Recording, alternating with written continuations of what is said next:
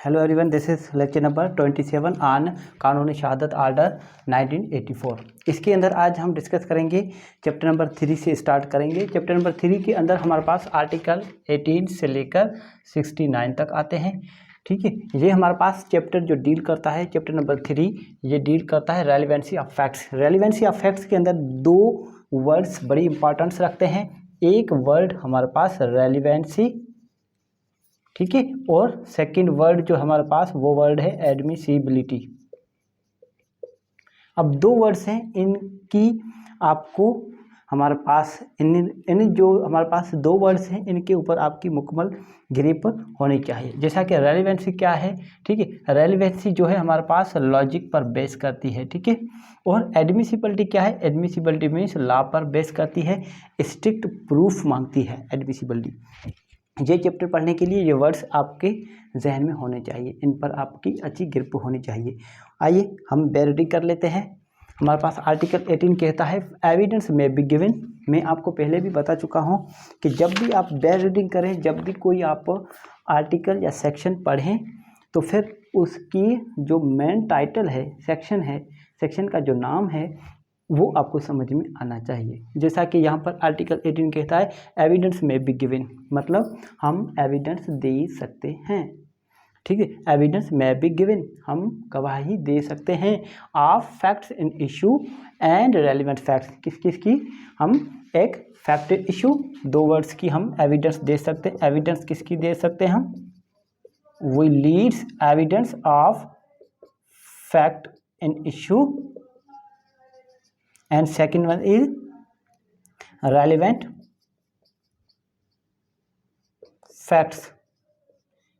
दो बातों पर हम गवाही चला सकते हैं, एक फैक्ट इन इशू पर और नंबर 2 जो है रेलिवेंट फैक्ट्स। ये भी बात आपको समझ में आनी चाहिए कि फैक्ट इन इशू क्या है, रेलिवेंट फैक्ट्स क्या है। Fact in issue means subject of dispute, और इसकी अलग से मीनिंग आप ये भी समझ सकते हैं कि हमारे पास बोन ऑफ कंटेंशन, ये क्या है, हमारे पास सब्जेक्ट ऑफ डिस्प्यूट है, सब्जेक्ट ऑफ डिस्प्यूट, या फिर इसको हम कह सकते हैं बोन ऑफ कंटेंशन। सब्जेक्ट हमारा फैक्ट इन इशू क्या है, फैक्ट इन इशू हमारे पास बोन ऑफ कंटेंशन है, मतलब कि फसाद की जड़ क्या है। दो फर्कें आपस में लड़ रहे हैं, एक ने केस दूसरे पर फाइल किया है। फॉर एग्जांपल ए ने बी पर कोई केस फाइल किया है, तो फिर इनके ऊपर केस फाइल करने की वजह क्या है, आ रही बात समझ में, मतलब इनके दरमियान में फसाद की जड़ क्या है, उसको कहते हैं हम फैक्ट इन इशू। आ रही बात समझ में।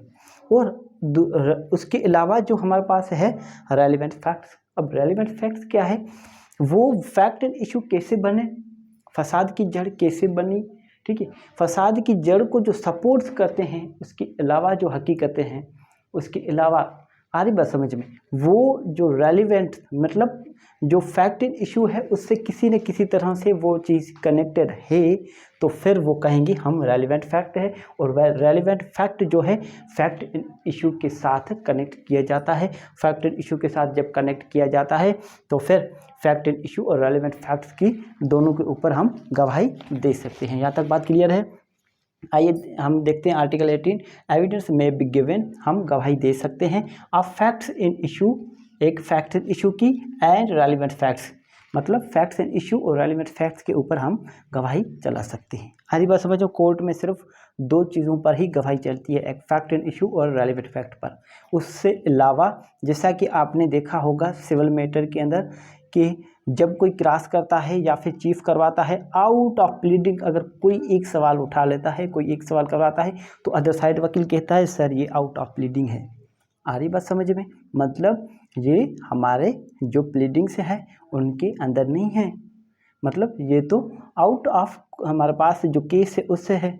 तो इसीलिए हम गवाही सिर्फ हमारे पास फैक्ट इन इशू और रेलिवेंट फैक्ट्स के ऊपर ही लीड करवा सकते हैं, उसके अलावा नो अदर्स।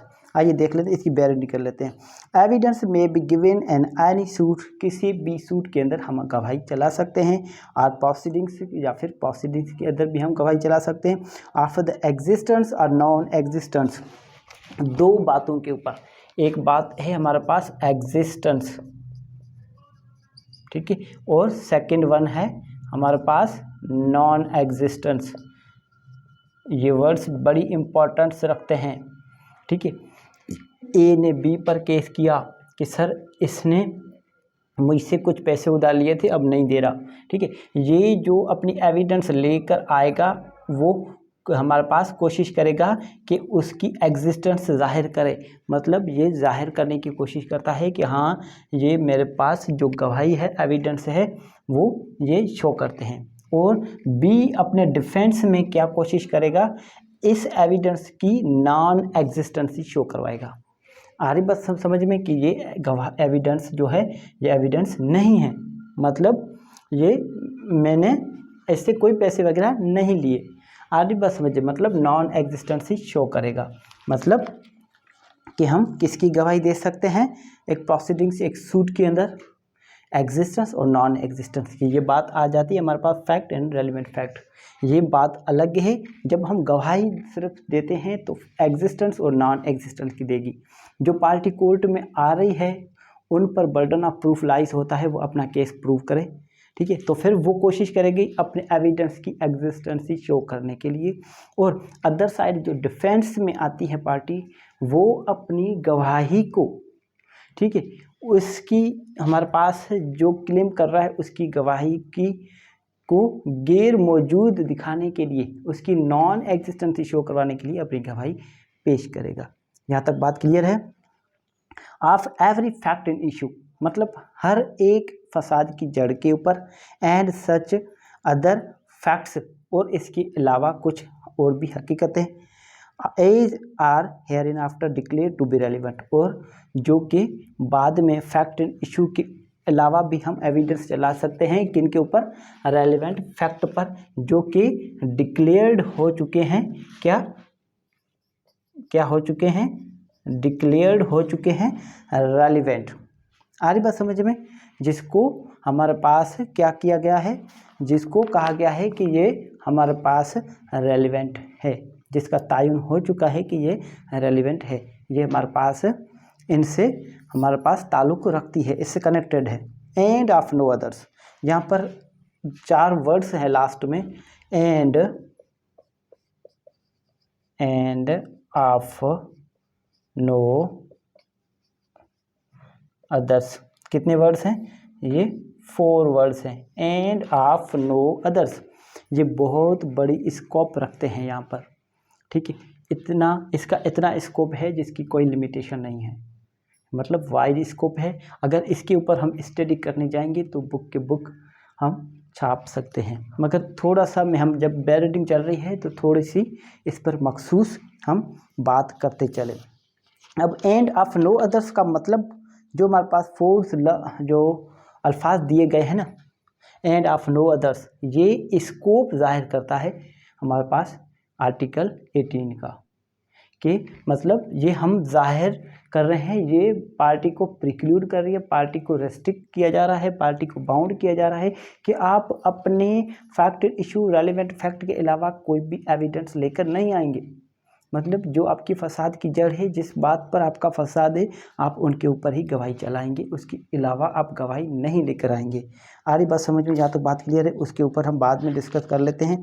उससे पहले आ जाए, मतलब ये आर्टिकल 18 का क्या मतलब हुआ, मतलब हम गवाही दे सकते हैं सिर्फ फैक्ट एंड इशू और रेलिवेंट फैक्ट के ऊपर, जिसके अंदर हम एग्जिस्टेंस और नॉन एग्जिस्टेंस के एविडेंस लीड कर सकते हैं, उसके अलावा हम कोई एविडेंस पेश नहीं कर सकते। आ रही बात समझ में, और हम रेलिवेंट फैक्ट की एविडेंस पेश करवा सकते हैं जो रेलिवेंट फैक्ट्स है। अब एक्सप्लेनेशन के अंदर हम देखते हैं, this article shall not enable any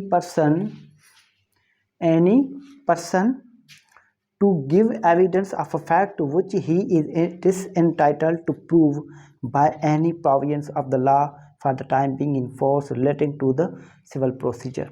अब एक्सप्लेनेशन जो हमारे पास है आर्टिकल 18 का जो एक्सप्लेनेशंस, वो ये बात करता है कि जो पार्टी इनटाइटल्ड नहीं है, मतलब डिसेबल है किसी एविडेंस को कोर्ट में पेश करने के लिए, तो फिर वो पेश नहीं कर सकता। जैसा कि हमारे पास सीपीसी के अंदर दिया गया है कि जो शख्स किसी एविडेंस को पेश करने के लिए उसको ख़ास तरीके से रोका गया है तो फिर वो पेश नहीं कर सकता। मतलब ये हमारे पास बार लगा रहा है या फिर ये हमारे पास किसी पर्सन को डिसेबल कर रहा है।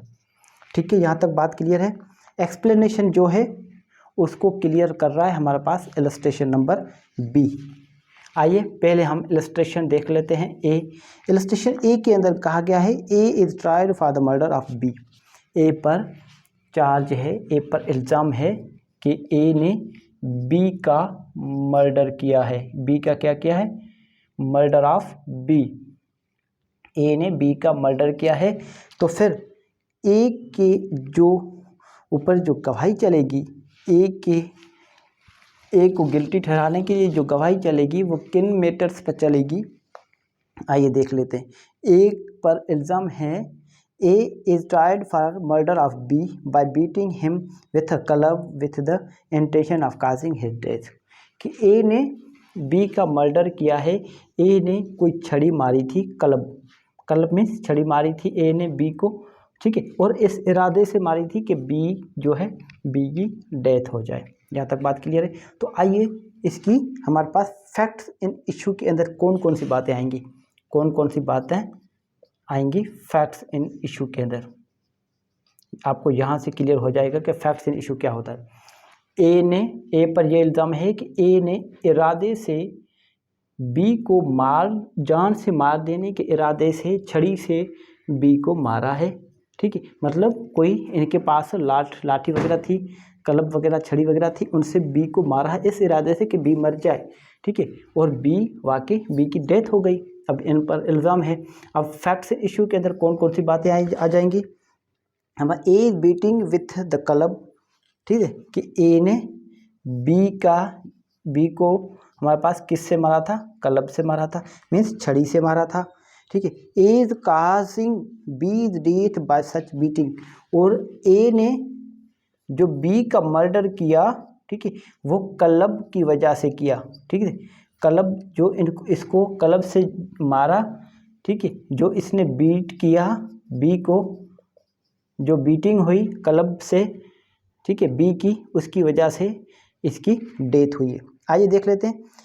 उसके बाद एज इंटेंशन देखी जाएगी कि ए ने बी को अपने इंटेंशन से मारा है, इसका इरादा था बी को मारने का। मतलब कितनी चीज़ें आ रही हैं? 3 चीज़ें आ रही हैं हमारे पास फैक्ट्स एंड इशू के अंदर। एक तो ये कि क्या ए ने वाकई बी को छड़ी से मारा है। नंबर 2 पर क्या ए ने जो छड़ी से बी को मारा है, आ रही बात समझ में, एक ए कास बीज डेथ बाय सच बीटिंग, कि ए ने बी को छड़ी से मारा था और उस मार की वजह से बी की डेथ हुई है। ठीक है, बीज बीटिंग डेथ, कि जिस क्लब से ए ने बी को मारा, क्या उस हमारे पास उस मार की वजह से ही बी की डेथ हुई है।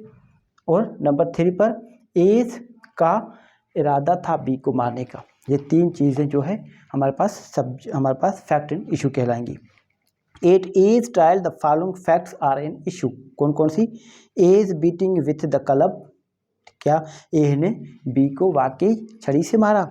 नंबर 2 पर as causing B death by such beating, और इस तरह की पिटाई से बी की मौत हुई है। ठीक है, नंबर 3 पर एज इंटेंशन टू काज बीज डेथ, ए का इरादा था बी को मारने का।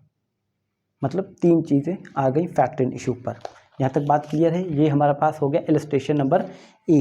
अब इलस्ट्रेशन नंबर जो है बी पर हम चलते हैं। इलस्ट्रेशन बी बात करता है a suitor does not bring with him, कोई सूट दाखिल करने आता है। फॉर एग्जांपल कोई ए है, अपना केस दाखिल करने आता है बी पर, ठीक है, और उस वक्त and have in readiness for production at the first hearing of the case and have in readiness for the production at the first hearing of the case a bond on which he relies, मतलब और वो तैयार नहीं है अपने documents पेश करने के लिए जिस पर ये रिलाई करता है, जिन पर ये रिलाई करता है। आगे बस में this article does not enable him to produce the bond और prove its contention at a subsequent stage of the proceedings otherwise than in accordance with the conditions prescribed by the law for the time being in force relating to the civil procedure. मतलब जो इसने अगर पहले जो इन्होंने suit file किया उसके अंदर इन्होंने जिस डॉक्यूमेंट्स पर रिलाई कर रहे थे वो डॉक्यूमेंट्स पेश नहीं किए, तो बाद में मतलब सब्सिक्वेंट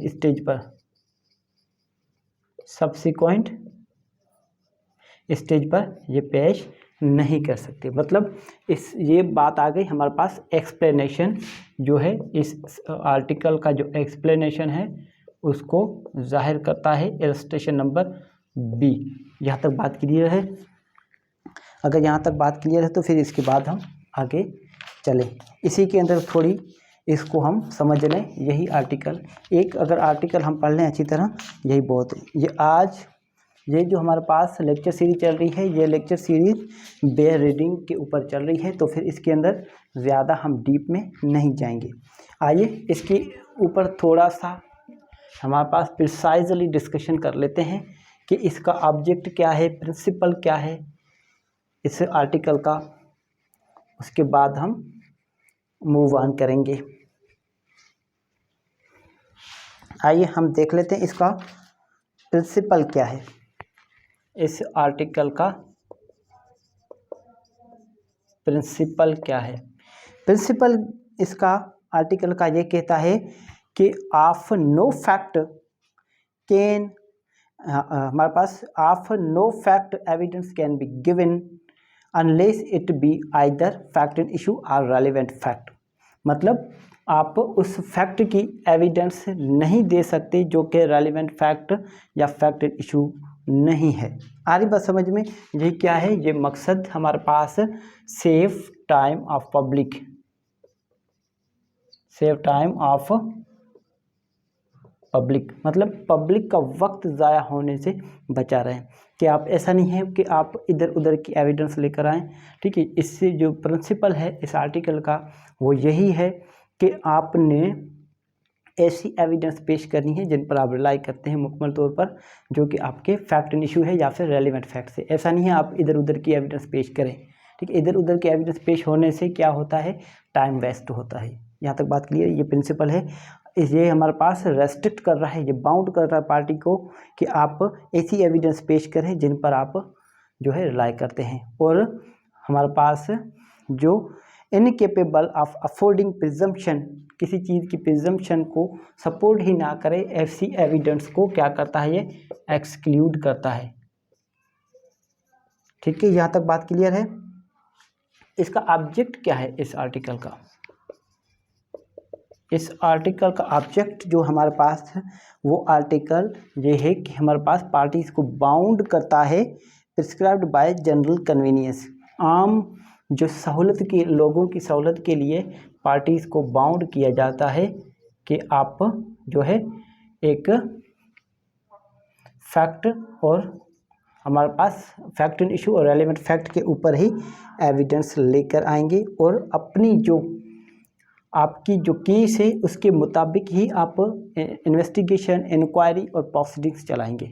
आगे बात समझिए, पार्टी को बाउंड करती है प्रिस्क्राइब्ड कन्वीनियंस पर, ठीक है। यहाँ तक बात समझ में आ गई। उसके बाद चलते हैं स्कोप पर। वर्ड जो स्कोप है ये भी यही कहता है जैसा कि हमारे पास आर्टिकल के अंदर लास्ट में जो 4 वर्ड्स लिखे गए, of no others, of and of no others, I think ऐसा ही है, and of no others, 4 words हैं। ये स्कोप जो है इन 4 वर्ड्स के ऊपर डील करता है, एंड ऑफ नो अदर्स, मतलब कि जो फैक्ट हमारे पास फैक्ट इन इशू और रेलिवेंट फैक्ट के अलावा आप कोई भी एविडेंस नहीं लेकर आ सकते। ये स्कोप, ये हमारे पास है, इसका स्कोप है। ये एक पार्टी को प्रिक्लूड करता है from proving an fact not in issue and not declared relevant, और पार्टी को हमारे पास रेस्ट्रिक्ट किया जाता है, पार्टी को पाबंद किया जाएगा कि आप ऐसी एविडेंस लेकर नहीं आएंगे जो कि फैक्ट इन इशू नहीं है, जो कि रेलिवेंट डिक्लेयर नहीं हुआ है। आगे बात समझो, जहाँ तक बात क्लियर है, पार्टी को कन्फाइंड किया जाता है strictly, evidence is to be confined strictly to the issue. जो आपकी फसाद की जड़ है, आप वहाँ तक ही एविडेंस लीड करें। यहाँ तक बात क्लियर है? अगर यहाँ तक बात क्लियर है तो फिर इसके बाद हम आगे चलते हैं। इसी के अंदर ये थोड़ा लेंदी हो गया, जब हम इसको ब्रीफ में पढ़ेंगे तो फिर एक एक वर्ड्स हम इसके एक्सप्लेन करेंगे। आइए मैं आपको आर्टिकल दिखा देता हूँ हमारे पास, आप आर्टिकल्स नोट कर लें कि हम किसकी एविडेंस पेश कर सकते हैं। Scope of the chapter, the rules in the following articles declare relevant. कौन कौन से आर्टिकल्स जो हमारे पास रेलिवेंट्स हैं, हमारे पास किसके ऊपर हम एविडेंस दे सकते हैं। एक फैक्ट इन इशू, ठीक है, ऑल फैक्ट्स इन इशू, जो सभी हमारे पास फैक्ट्स इन इशू है वो। उसके अलावा नंबर 2 के अंदर क्या है, रेलिवेंट्स, जो भी इशू है, ठीक है, all facts which are relevant to the issue. उसके अलावा जो भी फैक्ट्स हैं जो कि रेलिवेंट है उनके ऊपर, जैसा कि हमारे पास आर्टिकल 18, ठीक है, आर्टिकल 18 आ गया नंबर 3 पर। उसके अंदर और कौन कौन से हमारे पास, आर्टिकल 19। आर्टिकल 19 क्या बात करता है, form part of same transaction, मतलब रेस गेस्ट के ऊपर। जैसा कि हमारे पास बाय स्टैंडर्ड होते हैं, अगर कहीं पर कोई अक्यूरेंस वगैरह हो जाता है, कहीं पर कोई जुर्म होता है, तो फिर वहाँ के आसपास की सराउंडिंग्स की एविडेंस जो होती है ना, वो हमारे पास रेलिवेंट एविडेंस के अंदर आती है आर्टिकल 19 के अंदर। और आर्टिकल 20 जो बात करता है वो बात करता है ओकेशन, काज और इफेक्ट पर, ये भी हमारे पास रेलिवेंट है। एक तो बात आ गई हमारे पास नंबर 1 पर फैक्ट इन इशू, जो सभी फैक्ट इन इशू है, उसके अलावा फैक्ट्स रेलिवेंट, ठीक है। ये फैक्ट्स रेलिवेंट से हैं, कौन कौन से फैक्ट्स, एक आर्टिकल 18 के अंदर जो भी हैं वो भी फैक्ट्स हमारे पास रेलिवेंट कहलाएंगे। आर्टिकल 20, आर्टिकल हमारे पास 21, ठीक है। इस तरह से हमारे पास आर्टिकल जो है 21, 22, 23, 24, 25, 26, 27, 28, 29 और हमारे पास 30 to 35, मतलब यहाँ से 21 से लेकर हमारे पास जो है 45 तक जो भी फैक्ट्स हैं वो सब हमारे पास फैक्ट्स क्या हैं, रेलिवेंट्स हैं। उसके अलावा आर्टिकल हमारे पास 46 और हमारे पास 47, जैसा कि डाइंग डिक्लेरेशन है, वो भी रेलिवेंट फैक्ट के अंदर आ जाती है, वो एविडेंस भी हमारे पास रेलिवेंट फैक्ट के अंदर आ जाती है। उसके अलावा स्टेटमेंट होती है मेड अंडर स्पेसिफिक सर्कमटेंसेस, जैसा कि एंट्रीज वगैरह बुक में रखी जाती हैं। वो आर्टिकल कौन से हमारे पास, आर्टिकल 48 हमारे पास और 49, ये भी आपने पढ़ना है। आर्टिकल 48 से लेकर आप 63 पर, ठीक है, ये सब आ जाते हैं स्टेटमेंट्स हमारे पास जो दी जाती हैं स्पेसिफिक सर्कमटेंसेस के अंदर वो। और उसके अलावा जो जजमेंट्स हैं कोर्ट्स की, जैसा कि आर्टिकल हमारे पास 54 से लेकर 58 तक जो बताई गई हैं कि दूसरी कोर्ट्स की जो जजमेंट्स हैं वो भी रेलिवेंट फैक्ट्स है और वो डिक्लेयर्ड हो जाते हैं एज अ रेलिवेंट फैक्ट, तो फिर वो उसके ऊपर भी हम एविडेंस लीड करवा सकते हैं। उसके अलावा हम ओपिनियंस जो हमारे पास है, ओपिनियंस किस आर्टिकल के अंदर है, ओपिनियन आर्टिकल 59 टू हमारे पास 65 तक जो ओपिनियंस हैं, किसी शख्स की कोई ओपिनियन, फॉर एग्जांपल कोई हैंड राइटिंग है, अपनी ओपिनियन देता है कि हाँ ये राइटिंग जो है उसी ही एक ही शख्स की है, तो फिर ये जो उसने जो अपनी ऑब्जर्वेशन दी है वो उसका होगा ओपिनियन, ठीक है। तो फिर वो ओपिनियन भी रेलिवेंट फैक्ट है, फैक्ट इन इशू नहीं है मगर रेलिवेंट फैक्ट है। रेलिवेंट फैक्ट जब रेलिवेंट डिक्लेयर्ड हो जाते हैं तो फिर वो फैक्ट इन इशू बन जाते हैं। यहाँ तक बात क्लियर है।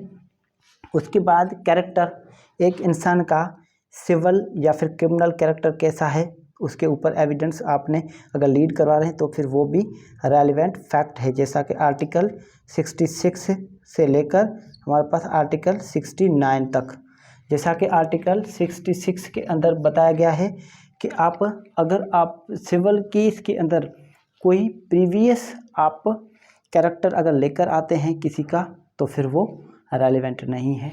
इसी तरह हमारे पास आर्टिकल 67 के अंदर अगर कोई क्रिमिनल केस के अंदर आप किसी का प्रीवियस बैड कैरेक्टर लेकर आते हैं तो फिर वो रेलिवेंट हमारे पास इसी तरह के मैटर्स हैं, मीन्स कैरेक्टर से रिलेटेड मैटर हैं। आ रही बात समझिए, क्रिमिनल और सिविल के अंदर किसी की प्रीवियस या फिर किसी का सब्सिक्वेंट कैरेक्टर शो करते हैं, वो सब जो मैटर जो हमारे पास क्या हैं वो सब के सब मैटर्स रेलिवेंट फैक्ट कहलाएंगे। यहाँ तक बात क्लियर है, बिल्कुल आसान है। उसके बाद हम चले जाएंगे हमारे पास आर्टिकल 19 पर। यहाँ तक बात क्लियर है। आर्टिकल से हमारे पास लेक्चर जो है 27 के अंदर आज हमने एक ही आर्टिकल डिस्कस किया है, आर्टिकल 18। इसके बाद हम आगे चलेंगे। इसके बाद हम कोशिश करेंगे एक लेक्चर के अंदर एक ही आर्टिकल हम पढ़ें। Thank you so much.